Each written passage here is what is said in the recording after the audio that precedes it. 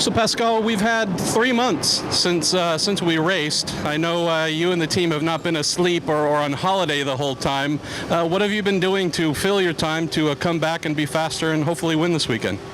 Honestly, it has been far too long. 3 months of break, it was looking like a winter season in summer.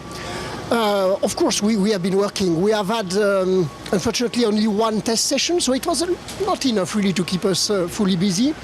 During this test session, we have, I would say, finalized our so-called high downforce package for the rest of the season, which will be slightly different compared to the one we have been using in Silverstone. Le Mans was, other than winning, it seemed like the team was very, very close. The car was very impressive. Were there main thoughts or educations that you took away you wanted to apply to the rest of the season? I would say Le Mans has been extremely painful for us and very, very frustrating. And what did we learn? We learned that nothing is really done, nothing is granted. And we failed our main objective for this season. We have now to chase the second one, which is to win the championship. And for sure, you can imagine that motivation is quite high now.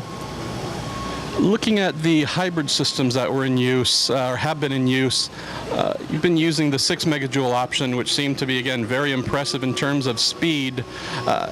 Other manufacturers, Porsche's on 6, Audi's on 2. Do you feel 6 is right going into next season? Is it possible to get to 8, which is allowed?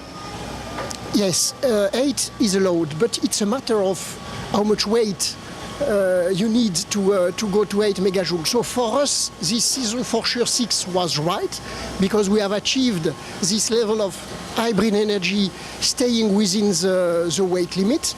Next year and the years after, for sure, the target will be to move progressively to 8 megajoules, but yeah, the problem is still the same. Are we able to achieve that, keeping the weight limit? Because, of course, weight is a killer.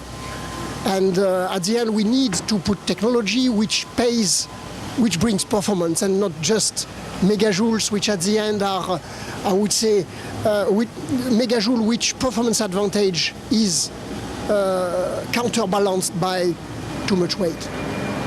I imagine you're also working on your 2015 specification as well as having to race.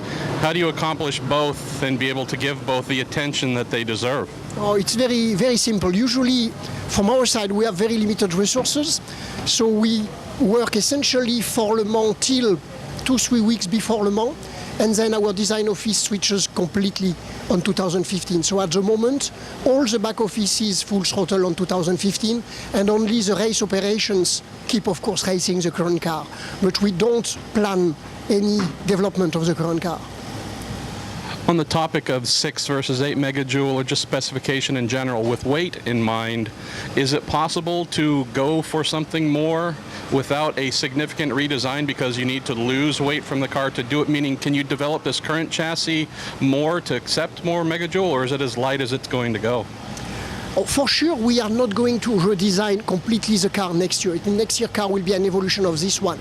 But we are redesigning quite a large number of items just to continue dropping the weight and making our hybrid system better, closer to target. Whether it will be 6 or 8, it's still too early to tell. But for sure, we are redesigning several items on the car just for aero performance. For sure, the bodywork will be different next year. And even some, I would say, underbody work items are being redesigned to drop the weight. We spoke recently about how unique Toyota is for using the V8. The sound is fantastic versus the Turbo 4, the Turbo V6. Don't tell me anything I shouldn't know, but might we hopefully still hear a sound similar to this one next year? Yeah, I would think so, because basically what our engine people told us is that our V8 will be extremely fuel efficient, and they got it right.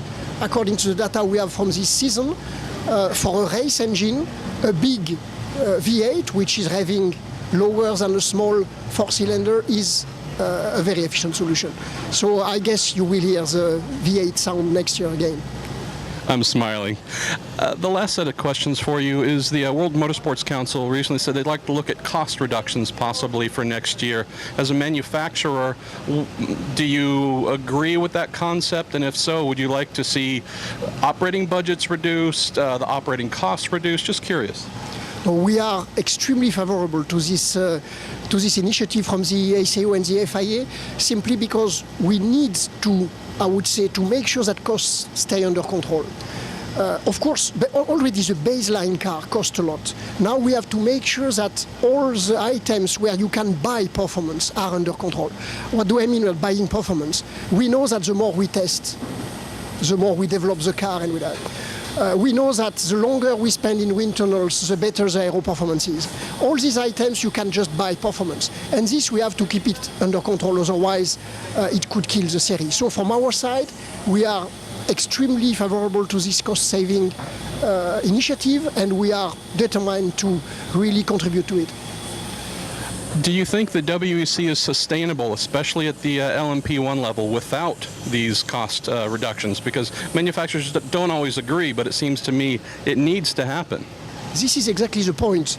In our opinion, LMP1, as it is at the moment, with perspective to have a cost explosion, would not be sustainable.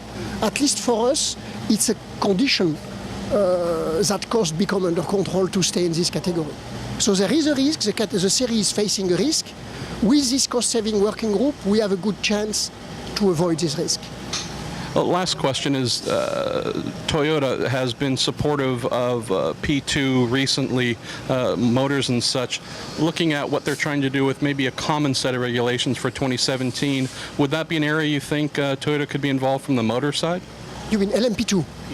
Yeah, LMP2, we are keeping an eye on it, especially from engine side, absolutely not from chassis side, but from engine side, according to where the regulation go.